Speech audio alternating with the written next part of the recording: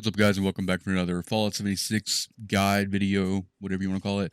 This one we're going to be going over lead farming, so specifically Lucky Hole mine lead farming.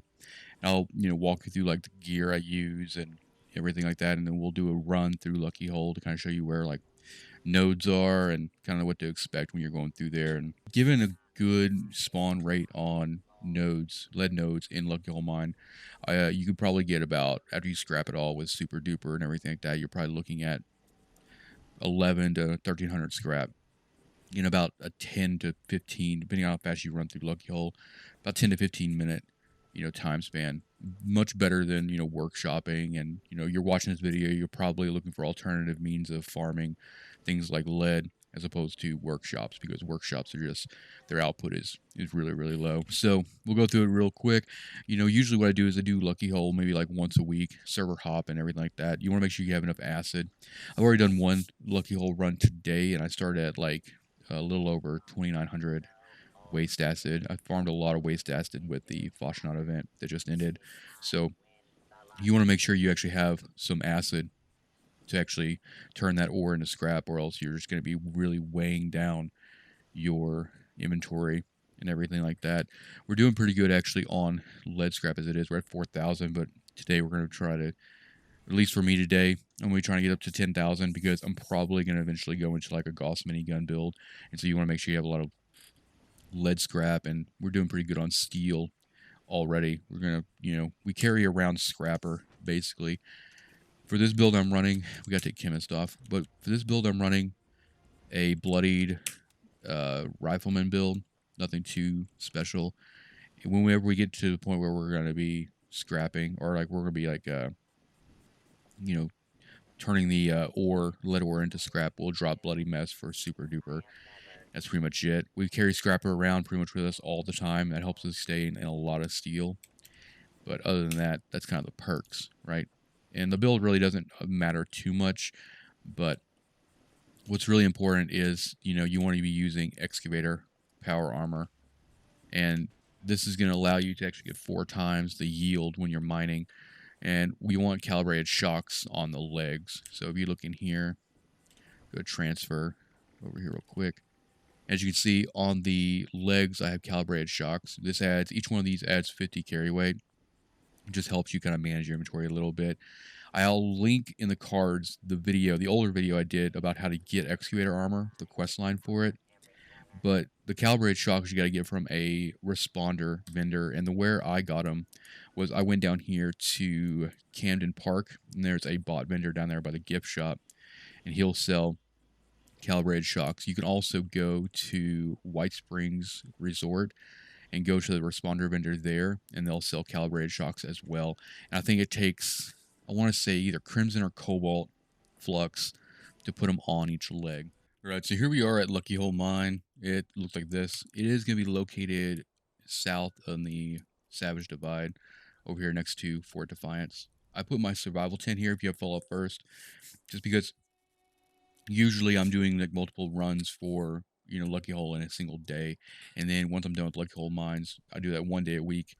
I'll like move my tent over to like drop side B9 if I'm doing like scorched earth or something like that. But this also just helps you if you get over encumbered during the run. You can run back out of the mine, drop whatever you picked up like junk wise, or put legendaries or whatever in your stash, and been able to get you to fast travel. But I'm actually wearing a backpack and a bunch of other crap. Since I'm bloodied, I actually end with unyielding. I get a lot of strength, so I have a lot of like carry weight.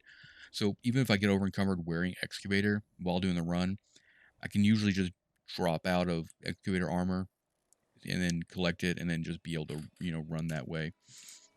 I usually don't put Excavator on right yet.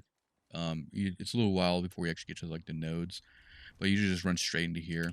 And I'm just going to use this as like a way to kind of show you where the nodes are and everything, help you kind of get used to doing the run yourself. I run here. There's usually 3 guys in here. Sometimes they're like kneeled down here and everything. And just go in this door here. There's also a chance for a desk fan and a typewriter in here as well. 2 desk fans actually. So I'll usually come in here to this place. This is a good source for like springs, stuff like that. But you see, that's usually where a typewriter and another desk fan is. But there's usually a guy here. There's a rad roach there, and there's usually somebody up there. So I just kind of clear that out for the most part. And then I'll run down here. And then right about here is where I'll like drop my excavator and put it on. Just because that little like mining car you see underneath that rail, that's where I think it's a crystal node that forms in there. All right, and so once I actually get into my power armor, this is the first place I check right here. There's usually a crystal vein in here, and then I'll just run down. And then there's this first little like kind of offshoot right here. There's not a whole lot on the walls I can spawn, but there is a lead vein on the inside right there. Might have to like, if you don't want to pick up that pickaxe, you might have to like kind of, you know, move your mouse around a little bit. There's locked doors in this mine, but you don't actually have to unlock them. The route I take, you'll cover the entire mine anyway. So I try not to even like worry about it. When I usually come down to this end right here, there's 2 outcroppings here, but then I'm going to go ahead and turn this corner and kind of clear these guys. And you can get legendary spawns in here. Mainly you want to get these 2 guys down because they can come around that corner. And if they start shooting at you through this grating right here, then you won't be able to actually hit them because apparently like grating and chain link fences are like the best shield in the world when it comes to like VAT shooting. So there's like 2 there. As you can see, I just grabbed there. You can look up in here a little bit, and then there's one right here.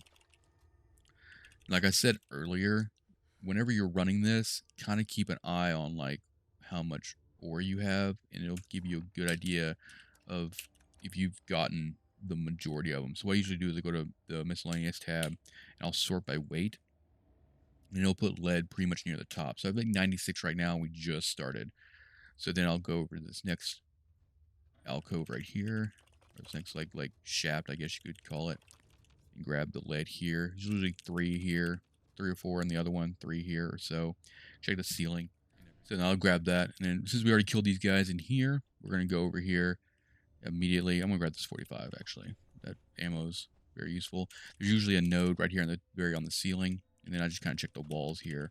As you can probably tell, the headlamp for Excavator is kind of just disorienting because it's kind of like a spotlight. So sometimes you have to kind of like step back and just kind of like look at the walls from a distance. If you get too close to anything, then it can just get super disorienting. And then there's usually nothing on these walls here. Any like clean mined walls are supported, like in like walls like this, there's usually nothing on those. So we just kind of like proceed our way down. You can also check mining carts and stuff as you go. There's usually a person spawned right there. Get them down. There's another one of the other doors you could open if you wanted to, but it's not needed. So we just keep kind of going down this shaft here, and then you can start checking the walls at the end of this. There's one here, and there's a good amount of lead ore in the main areas, but there's gonna be one hallway in particular that is gonna be really good when it comes to getting all the ore you need. This room here, there's usually like several guys that spawn here. They'll run up to you. I want to say there's like 4 to 5. So I'm going to use a fixer on this. You can go and kind of start grabbing the ore in this room. And then you're going to start hitting some crystal as well. Usually 2 there. And then usually 2 down here in the water. And sometimes you want to turn around as well. And, sometimes there's like, ore on the backside of like pillars and stuff that you wouldn't be able to see going in one direction down the mine. So we gotta get this guy down. There we go. And we just burnt a power core. And then we can get this crystal on this wall here. And usually I go this way. There's usually nothing in here because you see that kind of texture on the wall. And then we're gonna clean this room out right here. We use a lever action just because it's a little bit more quicker with a straight shot. Then you want to immediately check this room in here. If you take the other way in that tunnel, it'll take you out right here. But this is kind of like a better way to actually clear all these guys, because they can swarm you pretty well, especially if you're running like a bloodied build. They can, jump up on you pretty quick. So I'm just going to back up here, and I'm sorry if this is really disorienting when you're watching the video, but like it's just as disorienting in real life. There's more crystal in here than there is lead, but you know, you're already here anyway, so you might as well just grab it. Crystal is good for if you build like fusion generators and stuff at workshops, so that'll be a good thing to do. There's usually 2 on this wall, so grab this one and this one. Nothing really further down. I've never noticed anything further down near this like effigy. And then you don't want to go up the stairs. The stairs will lead you to the blue door that we, looked at when we first came in the mine. But instead you want to come down in this tunnel here. We'll switch back to the fixer. And then what we're going to do is we're going to stop here because there's a shaft right here. So when you come down this hallway, this is the good hallway. This is where you're going to have a lot of lead. There's usually one, I think it's further down actually. You can grab all these like traps and stuff too if you want. You just check like the wall and the ceiling and everything. This node has a trap next to it as well. Grab that one, and then it's right here. This is one that is easily missed if you don't like know it's there. Especially if you're like trying to do like a speed run or something. But you can take your time. It's not a very big mine. I think the most I've ever spent in here was maybe 15 minutes or so. And then once you get down here where you hear this chick talk, there's just a bunch of junk items in there. Nothing really. And there's another like entrance here. If you go all the way down, there's another like interloper corpse and some other dudes there too. You see, like that was one we just missed right there too. See, if you're like walking down the hallway here, you can't really see it. But when you're coming back the opposite direction, is, plain as day. So we're gonna go and run back out. We'll check our. See, we already have 400 ore, so we know we're probably about 90% or something for getting everything in this mine. Because I usually come out at about like 400 to like 440 ore. We just continue down this little path here. There's like a mixture of like, lead and crystal in here. I just kind of like do like a little turnaround. Just make sure I don't miss anything. Because sometimes the ore is in different spots. There's nothing really in this door. Other than like some junk. You can find this code by just Googling the Lucky Hole Mine keypad code. Sometimes there's a legendary in there. I'll try to put the key code in the description. And then there's usually ants. When you come around that corner, there's usually ants or like mole rats or mole whatever there too. So you want to like take those guys down. We'll just check these walls real quick. A crystal vein there.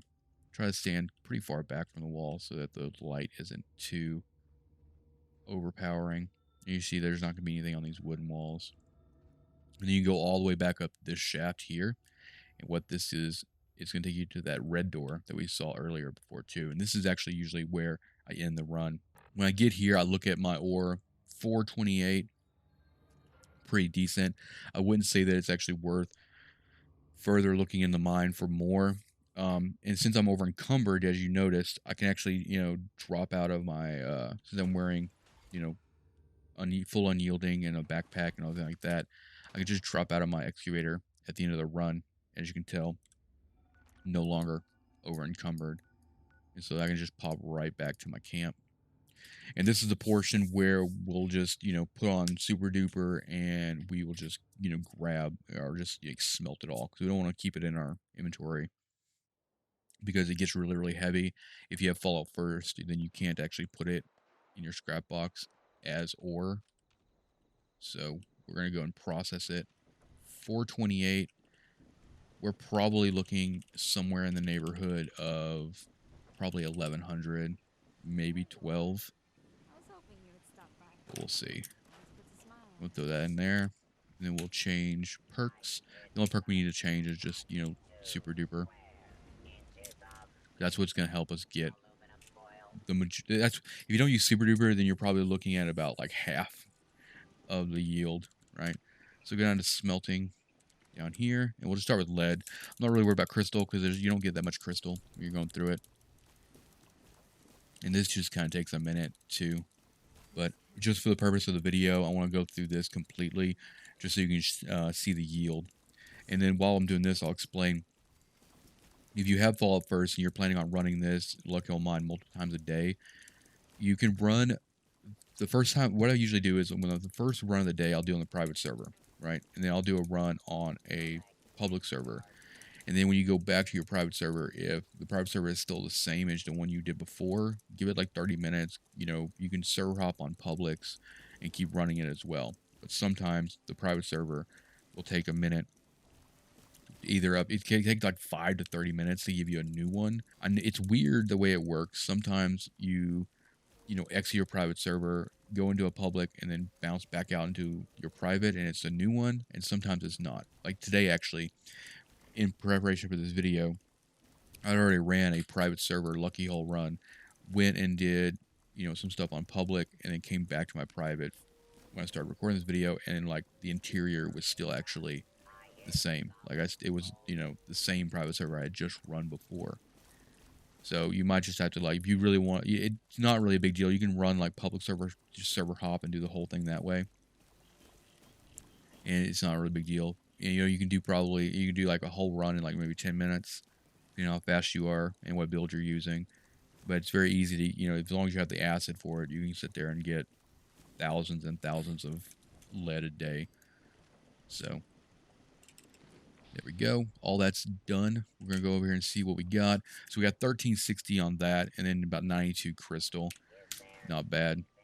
And then as you can see, that was 2 runs so far, and, you know, I'm already up to like 5,300. So if I keep doing runs today, probably another hour worth of lucky hole runs and doing this, I can probably get to 10,000 lead. Because I'm kind of prepping for like the Gauss minigun build. I'm probably going to end up going with like a hybrid rifleman minigun build, because, you know, this game is just really, really difficult to play without VATS, in my opinion. Rifleman's good, but I really hate being kind of like cornered into like the bloodied build, because it is literally the best, you know, legendary stat in the game.